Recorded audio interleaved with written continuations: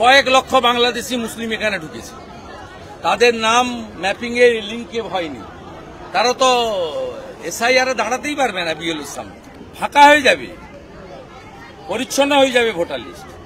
আপনি রেখা গাজী তো দাঁড়িয়ে থেকে করিয়েছে, আমি তো সব ছবি পোস্ট করে দিয়েছি, সব বাংলাদেশি মুসলিম।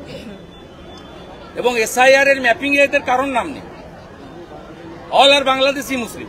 গোসাবা দিয়ে এরা প্রত্যেকদিন ঢোকে। যেখানে যেখানে কোটেশ্বর রাও অর্গানাইজ করেছে মমতা ব্যানার্জি এবং তার ভাইপোর নির্দেশে। আগে থেকে কোনো বিক্ষোভ নয়, হামলা।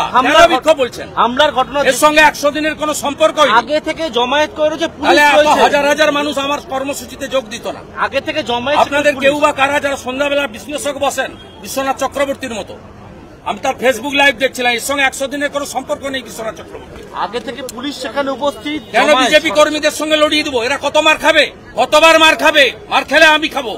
খগেন মুর্মু খেয়েছে, আমিও খেয়েছি, আমার বুলেট প্রুফ গাড়ি না থাকলে আমিও হসপিটালে যেতাম। বিএলওদের সঙ্গে কেন কর্মীদের মার খাও?